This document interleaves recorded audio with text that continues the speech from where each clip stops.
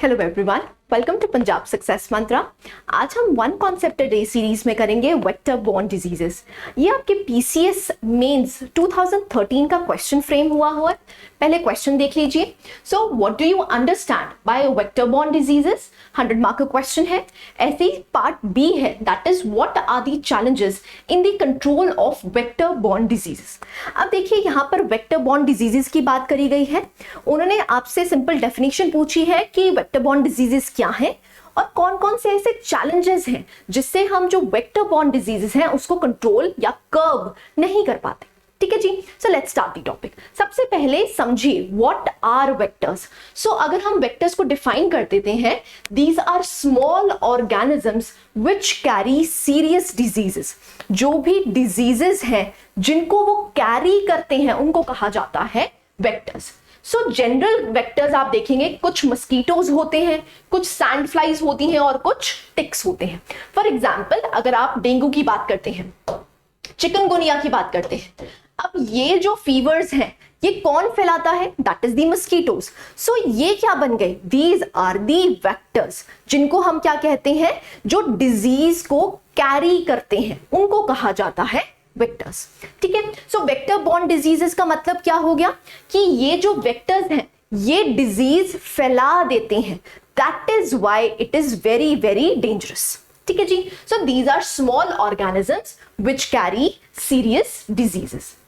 अब vector borne diseases जो है, कॉमन वेक्टर्स मैंने आपको बताया, कुछ मस्कीटोज हैं, सैंड फ्लाइज हैं, टिक्स हैं। ठीक है जी, so these are some small organisms which carry the diseases. अब यहां पर हम एग्जांपल्स कोट कर सकते हैं। So for example, Japanese encephalitis, yellow fever, leishmaniasis, Lyme disease, malaria, dengue, ये सारे क्या हैं? These are the diseases which are caused by the vectors.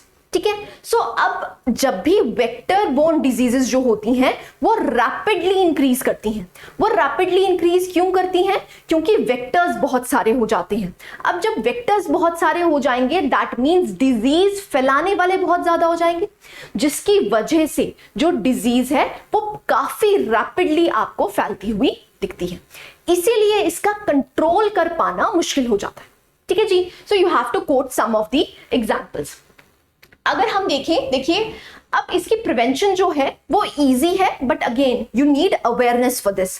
अब जब भी यहाँ पर इंडिया में डेंगू और चिकनगुनिया का सीजन आता है तो जनरली आपको गाइडलाइंस दी जाती हैं कि कहीं भी खड़ा पानी नहीं होना चाहिए।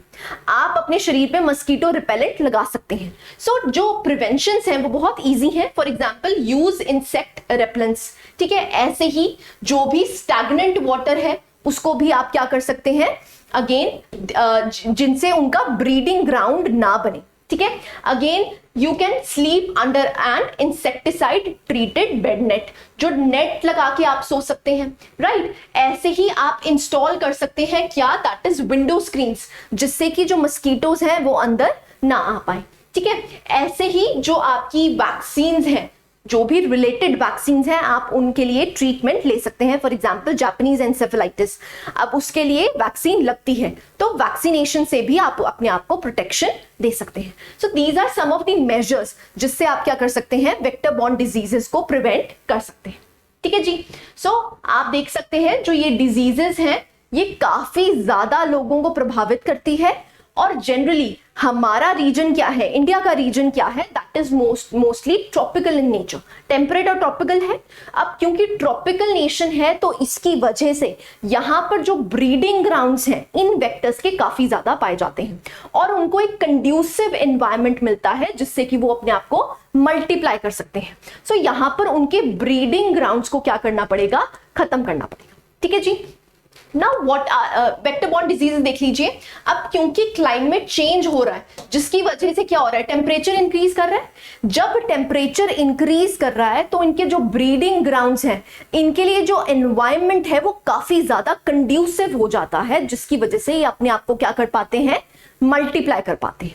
Right, so climate change, climate variability, urbanisation की वजह से भी ये जो वेक्टर बॉर्न डिजीजेस हैं ये आपको काफी ज्यादा देखने को मिलती हैं। अब अर्बनाइजेशन भी, रैपिड अर्बनाइजेशन, जिसकी वजह से क्या है, आपको देखने को मिलेगा स्लम एरियाज बन जाते हैं। वो स्लम्स जो हैं वो एक्चुअली में ब्रीडिंग ग्राउंड्स बन जाते हैं इन वेक्टर बॉर्न डिजीजेस के लिए। ठीक है जी। अगेन इन्वेसिव वेक्टर्स, जो भी पैथोजेंस हैं दूसरी कंट्री से यहां पर आ सकते हैं, कैसे, माइग्रेशन के थ्रू। ठीक है। ऐसे ही ह्यूमन मूवमेंट्स, अगेन मैंने आपको बताया अगर एक ह्यूमन एक जगह से दूसरी जगह जाएगा and that person is infected, तो वो दूसरी कंट्री में भी जाके वेक्टर बॉर्न डिजीजेस को फैला देगा। ठीक है।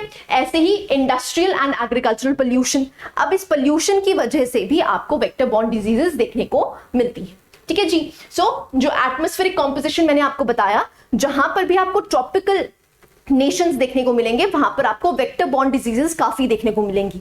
वो क्यों है? क्योंकि उनके लिए एक कंड्यूसिव एनवायरनमेंट होता है जिससे वो अपनी ब्रीडिंग को मल्टीप्लाई कर सकते हैं। ठीक है जी। So these are some of the vector borne diseases. अब व्हाट आर दी चैलेंजेस? सबसे पहला चैलेंज है सिस्टमिक चैलेंज। अब देखिए सिस्टमिक चैलेंज का मतलब क्या है? अब ये जो प्रिवेंशन प्रोग्राम्स होते हैं नेशनल और सब नेशनल लेवल पे, उनके पास लिमिटेड पब्लिक हेल्थ कैपेसिटी होती है और पुअर इंफ्रास्ट्रक्चर होता है। अब आप देखेंगे जब भी डेंगू और चिकनगुनिया की डिजीज फैलती है तो जो दिल्ली का एरिया है जनरली ज्यादातर वहां पर देखने को मिलता है, वहां का जो इंफ्रास्ट्रक्चर है वो उनको क्योर ही नहीं कर पाता। राइट। सो इसका मतलब क्या है? पुअर इंफ्रास्ट्रक्चर है। ठीक है। और हम सिस्टमिक फ्लॉज है यहां पर। क्यों? क्योंकि गवर्नमेंट अपनी कैपेसिटी को फुली यूटिलाइज नहीं कर पा रही। This is first challenge. Next challenge comes the structural challenge. अब देखिए ये जो disease specific vector control programs होते हैं, they may be well established and have routine operations in some countries but are not equipped to respond to outbreaks of other vector borne diseases।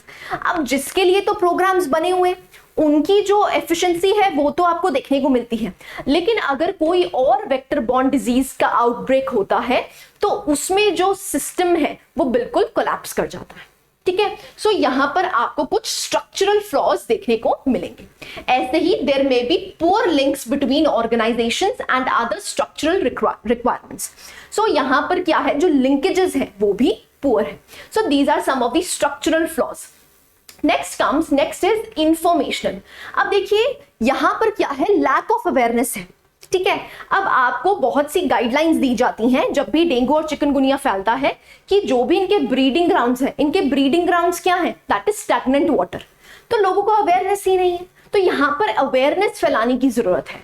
सो यहां पर informational challenge है।